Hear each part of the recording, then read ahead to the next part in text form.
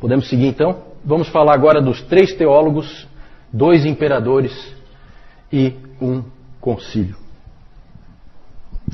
O nosso foco agora, gente, ele passa a ser em torno da cidade de Constantinopla, no IV século. Em 325 nós tivemos o concílio de Niceia. 5 anos depois, o imperador Constantino funda a cidade de Constantinopla.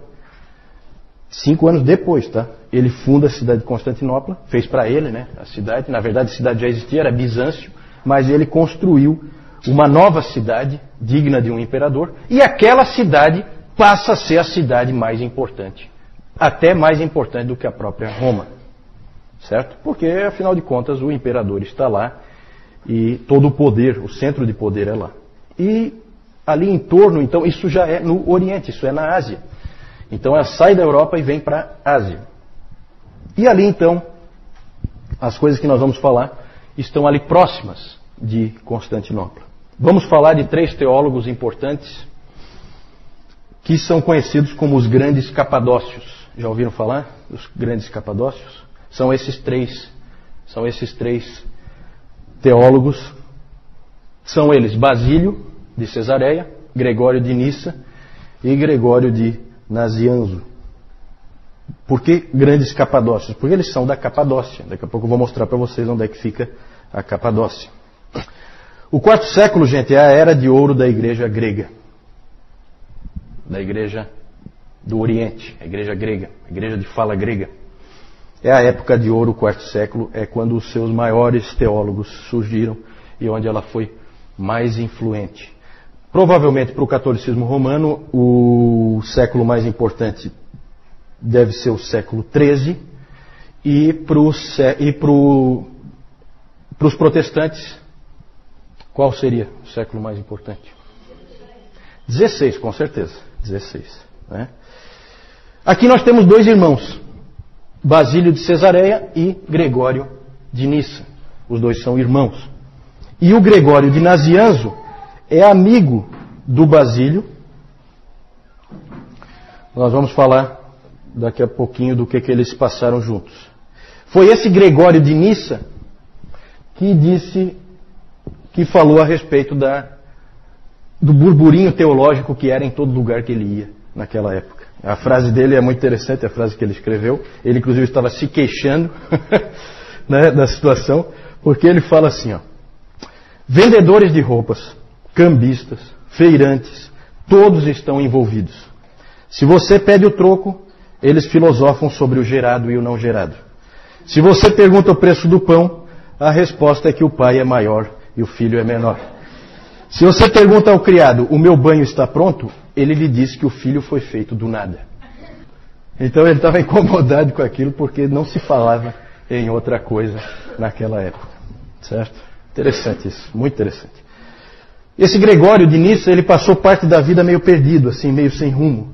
Né? Às vezes acontece com alguns indivíduos muito inteligentes, muito capazes, eles ficam assim, um pouco perdidos, eles não sabem bem para onde ir.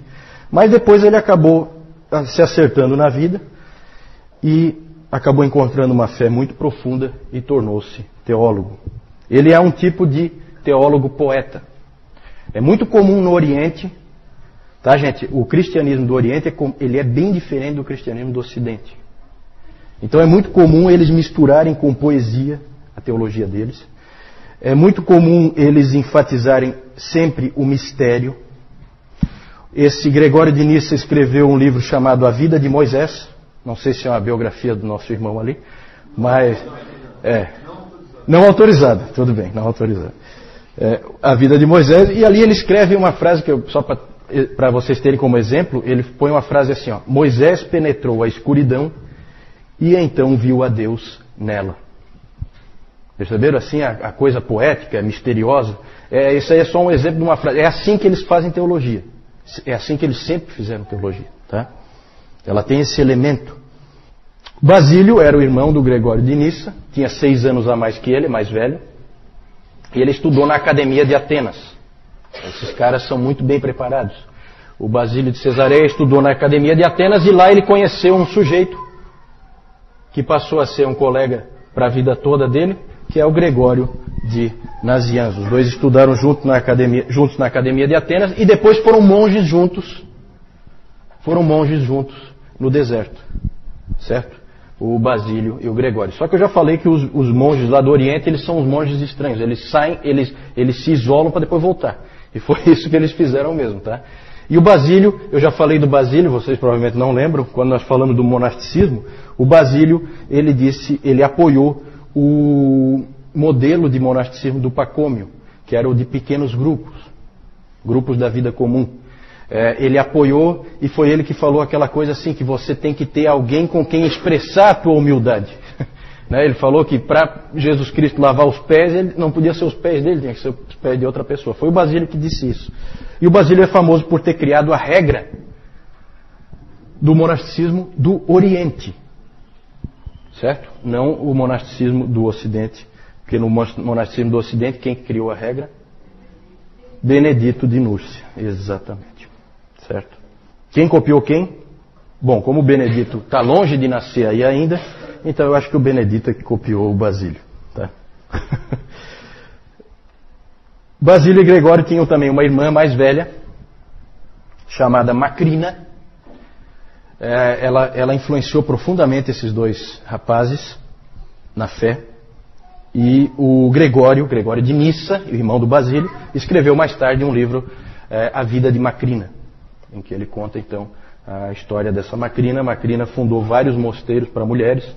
Ela era uma freira, né? uma monja, se é que se pode dizer assim, uma freira. E ela fundou mosteiros e escreveu livros. Ela também escrevia teologia já nessa época. Pode passar, vamos ver algumas ênfases dos capadócios. Primeira coisa, o mistério da divindade. Eles insistiram muito no seguinte ponto. Nicéia deu um rumo, definiu mais ou menos o balizamento do que se deve crer, mas não esgotou de maneira nenhuma a verdade. Tanto que a gente lê ali, gerado, não criado. O que quer dizer isso? Não quer dizer nada, na verdade. Né? Na verdade, é muito mais um balizamento para você não cair em heresias do que uma definição. Por quê? Porque eles deixaram claro, não dá para você entender a Deus. O mistério deve ser mantido. Isso sempre caracterizou a Igreja do Oriente. É comum a Igreja do Oriente se referir à Igreja do Ocidente de uma maneira não muito elogiosa, em que eles dizem assim, né, que o problema do Ocidente é que os ocidentais pensam demais. Mais do que deveriam. Definem as coisas muito além. Eles deveriam parar aqui e não param. Eles vão além e aí eles acabam errando. É claro que é interessante. Eu acho sempre assim, gente. A gente precisa, aquilo que eu falei no nosso primeiro encontro, a gente precisa separar o bom do ruim e a gente precisa aprender um pouquinho de cada coisa, sabe? Será que eles estão tão errados assim? Claro que não. Eu acho que a gente precisa ter o respeito. Eu acho que a gente precisa lembrar daquilo que Deus disse para Moisés, de que ele tinha que tirar as sandálias, porque o terreno onde ele estava pisando era santo. Eu acho que isso é importante. É muito fácil um teólogo começar a achar que tem uma mente tão brilhante que ele vai conseguir definir tudo, e a gente sabe que ele não define nada e facilmente ele acaba caindo em heresias. Pode seguir? Outra ênfase dos capadócios. Eles são, gente, quando a gente for pensar na pessoa do Espírito Santo, quem é o Espírito Santo? Todo mundo já viu que existe uma série de livros sobre o Espírito Santo, porque não é muito fácil, às vezes, da gente entender a pessoa do Espírito Santo. Os primeiros a trabalharem essa questão do Espírito Santo foram os capadócios. Certo? Eles trabalharam a questão da divindade do Espírito Santo. Tinha sido trabalhado já a divindade de Jesus Cristo, e agora, então, eles investiram na questão do Espírito Santo. Basílio escreveu um livro cujo título é Sobre o Espírito Santo. Certo? E ali ele definiu muita coisa. Os escritos dos capadócios prepararam o terreno para que o Concílio de Constantinopla definisse completamente, desse fecho, né, para a Trindade como a gente crê hoje. Pode seguir a próxima contribuição deles. Passou duas aí, né? A completa humanidade de Jesus. Atanásio tinha definido que Jesus Cristo era totalmente Deus. Eles deram um contraponto, forçando, deixando claro que ele é completamente homem também. Isso foi importante para depois para o concílio de Calcedônia, que nós vamos falar mais para frente. Gregório de Nazianzo escreveu o seguinte: aquilo que ele não assumiu, ele não curou. O que ele quis dizer com isso? Se Jesus Cristo não foi um homem, ele não nos salvou. E engraçado porque o Atanásio tinha escrito sobre a encarnação do Verbo, ele tinha escrito que se Jesus Cristo não é Deus, nós não estamos salvos. Então, percebem aí, começa a ver a coisa começa a ir na direção das duas naturezas de Cristo. Isso aí vai gerar um problema seríssimo na igreja um pouquinho mais tarde. Mas os pais capadócios ajudam nesse debate. Pode seguir? E outra marca importante deles é o cuidado dos necessitados. Nisso aí nós temos que lembrar sempre de Basílio. Basílio é conhecido como Basílio o Grande. Na história, gente, um monte de gente é o Grande. Certo? O Constantino o Grande. O Papa Leão I o Grande. Gregório o Grande. Certo? Um monte de gente é o Grande. Quem deu esse nome, o Grande? Quem? Eles mesmos? Não, né? Os historiadores, né? Os historiadores dizem, não, esse aqui é o Grande. Basílio foi diferente. Ele era chamado de Basílio o Grande pelos pobres e necessitados. Porque eles diziam, esse é um grande homem. O Basílio, ele fez muito, mas muito mesmo, pelos necessitados de Cesareia, onde ele era bispo. Ele foi bispo de Cesareia.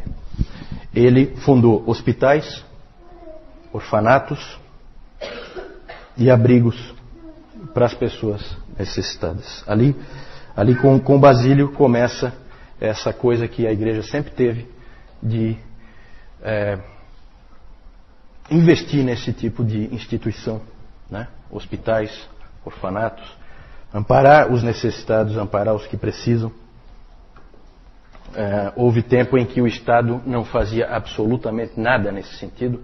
Quem fazia era a igreja. Hoje a maioria das igrejas faz pouco isso, porque o Estado já ampara os necessitados normalmente.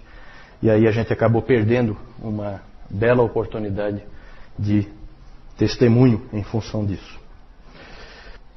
Pode seguir? Só lembrando que o Gregório de Nazianzo escreveu um livro sobre o amor aos pobres. É impressionante, gente, como esse pessoal escrevia livros, tá? A produção literária deles é uma coisa que realmente assombra.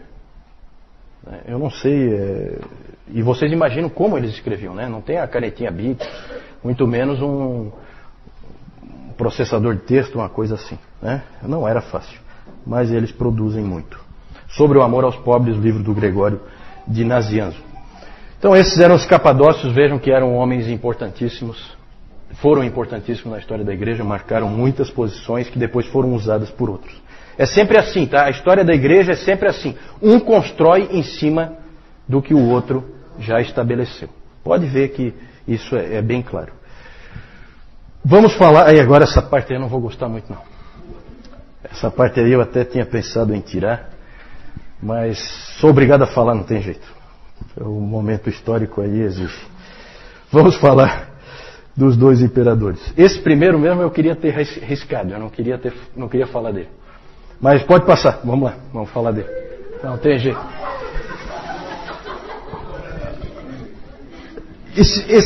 Esse cara aí, ele dá uma raiva. Tem gente que está descontando lá. Tem gente feliz. A vingança é um prato que se come frio, né?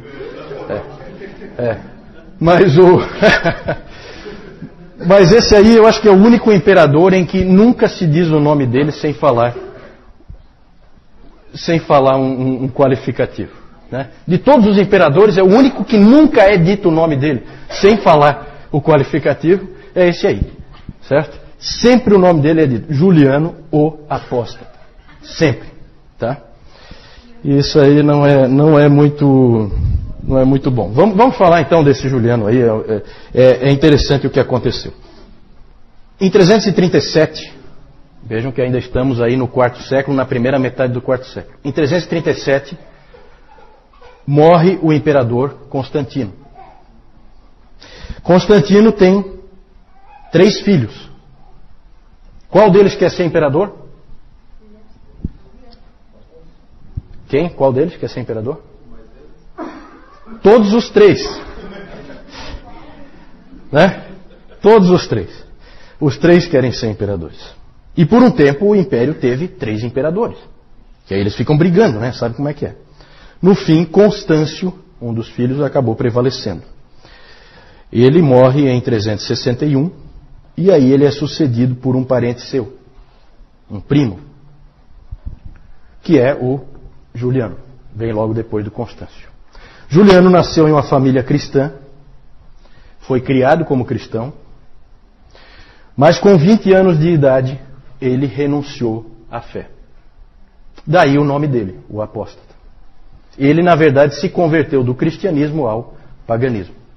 Como é que pode acontecer uma conversão desse tipo? Bom, um historiador argumenta que toda a família de Juliano foi morta pelos 3 filhos de Constantino, que eram cristãos, nominais, pelo menos, né? Porque na briga pelo trono, a família do Juliano tinha também uma certa possibilidade de reclamar o trono, e então a família toda foi dizimada pelos 3 filhos do Constantino. E aí havia uma enorme incoerência entre a fé professada por aqueles homens e o comportamento deles. Que é o pior possível, né? Nós falamos já do problema que é a entrada do Império Romano na Igreja, que aí virou realmente essa coisa de nominalismo, né? Cristãos nominais. E o importante, para a gente não ficar aí chateado de que os cristãos fizeram uma barbaridade dessa, dizimaram a família dele toda, o que se sabe é que Juliano só não foi morto porque um grupo de cristãos, aí é o contraponto, preservou a vida do pequeno menino para que ele não fosse morto. Ele depois, quando ele assumiu então o Império em 361, ele fez absolutamente de tudo para varrer o cristianismo do mapa. Essa era a ambição dele. Ele queria fazer com que o Império Romano voltasse aos tempos gloriosos, né, em que ele era pagão e adorava os antigos deuses do panteão grego. Ele chamava os cristãos de galileus ímpios. Esse era o nome que ele usava. Ele disse uma vez que o único problema que ele achava para acabar com a influência dos cristãos e fazer com que eles desaparecessem era que eles investiam demais em boas obras. Faziam coisas muito boas na sociedade e isso gerava dificuldade para ele. Inclusive ele disse o seguinte: eles cuidam não só dos pobres deles, mas dos nossos também. Então isso aí incomodava ele, incomodava profundamente. Vejam a igreja sempre testemunhando, né, no cuidado dos pobres e necessitados. Na providência de Deus, gente, o governo dele durou pouquíssimo, só 2 anos. Ainda bem, Deus deu um jeito de matá-lo logo, né? Ele só reinou 2 anos. Morreu em batalha contra os persas. Lembra que eu já falei que os persas eram a grande ameaça, os grandes inimigos no Oriente, né, do Império Romano. Por isso que a capital foi para Constantinopla, né, foi para o Oriente, porque os persas estavam logo ali. E se diz que as últimas palavras dele, quando ele foi ferido mortalmente em batalha contra os persas, foram as seguintes: tu venceste, ó Galileu. E de fato o Galileu tinha vencido, né? Quem é Juliano para afrontar o Senhor Jesus Cristo? Depois disso, com a morte de Juliano, o Império voltou a proteger o cristianismo, tudo voltou a ser como era antes. Por isso que ele é tão marcante, porque é só ele tentou fazer isso, mais ninguém. Depois já voltou tudo ao que era antes com Constantino. Precisamos falar ainda, pode passar, de um outro imperador dessa época. Houve mais imperadores, tá? É que esses aí são marcantes. Esse Teodósio, ele é muito importante pelo seguinte. Ele se tornou imperador em 379 e a grande mudança que ele introduziu é que ele tornou o cristianismo a religião oficial do Império Romano. Isso Constantino não tinha feito. Ele apoiou o cristianismo e tal, mas não era a religião oficial do Império. O Teodósio colocou como religião oficial do Império. O que isso implica? Implica em perseguição a todos os outros. Porque o Império só vai aceitar esta religião daqui para frente. Então, gente, olha que interessante. Começa a haver perseguição aos pagãos. Os templos pagãos começaram a ser destruídos. O Teodósio botou abaixo mesmo. E ele também estabeleceu leis contra heresias. Porque não é só que você tem que ser cristão para viver no Império. Você tem que ser cristão ortodoxo. Se você tiver uma heresia lá, você crê em alguma coisa que não seja da ortodoxia, também é punido. Certo? E aí começa uma coisa que ficou conhecida como a cristandade. Já ouviram falar da cristandade? O que é a cristandade? Estado e igreja unidos, uma coisa só, andando juntos. Isso aí, gente, durou até a Reforma e depois da Reforma ainda, igreja e Estado andando juntos. Começou aí com o Teodósio. Teodósio, na verdade, ao tentar proteger o cristianismo, fez muito mais mal a ele do que o Juliano tinha feito. Certo? Essa que é a verdade. Pode passar? E por fim, nós falamos 3 teólogos, 2 imperadores e 1 concílio. Tudo isso aí no 4º século. Vejam só, prestem atenção no 4º século. Como é que começou o 4º século? Em 303, começa a pior perseguição que já houve contra os cristãos. Como é que termina o 4º século? O cristianismo é a religião oficial do Império Romano. Impressionante, né?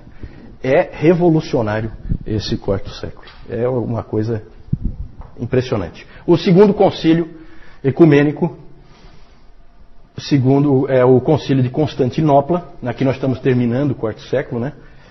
Já estamos no ano 381. Foi convocado pelo imperador Teodósio, esse concílio. E o principal tema foi a divindade do Espírito Santo. Lá foi feita a amarração final do credo niceno, porque o credo niceno falava do Pai, falava do Filho, e daí só citava o Espírito Santo sem qualificar nada. Aí, em Constantinopla, houve a qualificação e o Espírito Santo foi considerado homoousios, com o Pai e o Filho. Certo? Vocês que já estão aí feras em grego, vocês sabem o que isso significa. De mesma substância que o Pai e o Filho. Na verdade, o que nós hoje chamamos de credo niceno já é a versão modificada de Constantinopla. Certo? Então, quando se fala o credo niceno já é a versão de Constantinopla, porque ali houve, na verdade, um acerto.